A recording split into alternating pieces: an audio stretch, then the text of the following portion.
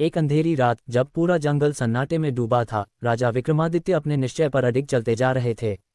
उनके कंधे पर लटका हुआ बेताल, उसकी रहस्यमयी हंसी और उसकी कहानियां हर कदम पर एक नई परीक्षा बन रही थीं। लेकिन विक्रमादित्य अडिग थे क्योंकि उन्हें अपनी कर्तव्यनिष्ठा पर विश्वास था। बेताल पच्चीसी सिर्फ कहानियों का संग्रह नहीं, बल्कि जीवन के गहरे सत्य, नैतिकता और बुद्धिमत्ता की कसौटी है। आज हम जानेंगे इसकी दूसरी कहानी, एक रोमांचक, रहस्यमयी और जीवन को बदलने वाली कथा। क्या आप इस रहस्य को सुझाने के लिए तैयार हैं? कहानी की भूमिका, एक सुंदर राजकुमारी और दो वीर राजकुमारों की कथा। कहानी की शुरुआत होती है उज्जैनी नामक एक समृद्ध राज्य से, जहां एक बुद्धिमान और अनुपम सौंदर्य की धनी राजकुमारी रहती थी, मधुमालती। राजकुमारी मधुमालती की सुंदरता, बुद्धि और शालीनता की ख्याति दूर दूर तक फैली थी। उसके विवाह के लिए कई राजकुमार आए, लेकिन राजा ने निर्णय उसकी इच्छानुसार छोड़ दिया। दो योग्य राजकुमारों का आगमन। सत्यव्रत, एक पराक्रमी योद्धा जिसने कई युद्धों में विजय प्राप्त की थी। धर्मसेन, एक विद्वान जो वेदों और शास्त्रों में निपुण था। दोनों ही अपने अपने क्षेत्र में सर्वश्रेष्ठ थे, लेकिन राजकुमारी किसे चुने? अब आपसे सवाल, अगर आप राजकुमारी होते तो क्या आप वीरता को चुनते या बुद्धिमत्ता को? लेकिन कहानी में अचानक आता है एक रहस्यमयी मोड़, एक अप्रत्याशित घटना जिसने पूरी परिस्थिति को बदलकर रख दिया। अप्रत्याशित मोड़, संकट, संघर्ष और युद्ध की तैयारी। एक रात जब राजकुमारी अपने महल में विश्राम कर रही थी, तभी आकाश में अजीब सी चमक उठी। एक भयानक घटना, राजकुमारी का अपहरण। राक्षस राज, जो काले जादू में निपुण था, अपनी शक्तियों से मधुमालती को उठा ले गया। पूरे राज्य में हाहाकार मच गया। राजा ने घोषणा की, जो भी मधुमालती को बचाएगा वही उसका जीवनसाथी होगा। अब दोनों राजकुमारों के सामने एक चुनौती थी। सत्यव्रत ने तलवार उठाए और युद्ध के लिए निकल पड़ा। धर्मसेन ने अपनी विद्या और ज्ञान का उपयोग किया, जिससे उसे पता चला कि राक्षस कहाँ छिपा है और उसे हराने का सही उपाय क्या होगा। अब आपके लिए सवाल, क्या सिर्फ ताकत से हर समस्या हल हो सकती है, या बुद्धि से हल निकालना ज्यादा महत्वपूर्ण होता है? युद्ध और विजय, वीरता और चतुराई की परीक्षा।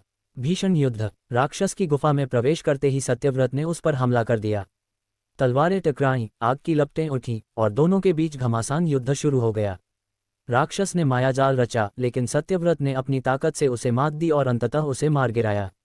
राजकुमारी की मुक्ति। दूसरी ओर धर्मसेन ने अपने मंत्रों और ज्ञान का उपयोग करके राक्षस के बनाए हुए मायाजाल को तोड़ दिया और राजकुमारी को सुरक्षित बाहर निकाल लिया।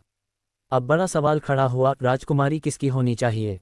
क्या जिसने तलवार चलाई वही असली नायक है, या जिसने अपनी बुद्धि से राजकुमारी को बचाया? राजा विक्रमादित्य की परीक्षा, न्याय, बुद्धि और नीतिशास्त्र। बेताल ने राजा विक्रमादित्य से पूछा, बताए राजन, राजकुमारी किसकी होनी चाहिए? विक्रमादित्य का उत्तर, बल से अधिक बुद्धि की जीत होती है। युद्ध कोई भी लड़ सकता है, लेकिन समस्या का समाधान निकालने वाला असली नायक होता है। इसलिए राजकुमारी धर्मसेन की होनी चाहिए।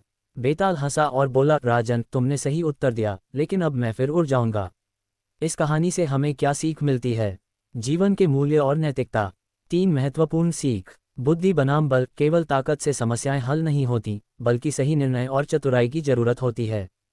समस्या का सही हल, संघर्ष जरूरी है, लेकिन सही रणनीति और ज्ञान के बिना सफलता अधूरी होती है। सच्चा नेतृत्व, एक सच्चा नेता वही है जो हर स्थिति में अपनी सूझबूझ से सही निर्णय ले सके।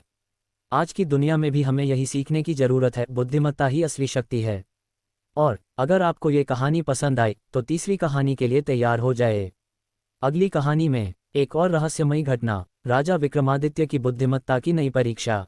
एक अनोखी और सोचने पर मजबूर कर देने वाली पहेली। क्या आप अगली कहानी का रहस्य जानना चाहते हैं?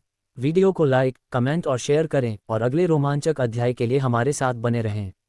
अगर आपको ये कहानी रोचक लगी तो कमेंट करें कि आप तीसरी कहानी कब देखना चाहते हैं। ग्लोबल वॉचलाइन चैनल को सब्सक्राइब करें ताकि ऐसी ही कहानियां आपके पास पहुंचती रहें। क्या आप अगली कहानी का रहस्य जानना चाहते हैं? तो नोटिफिकेशन ऑन कर लें।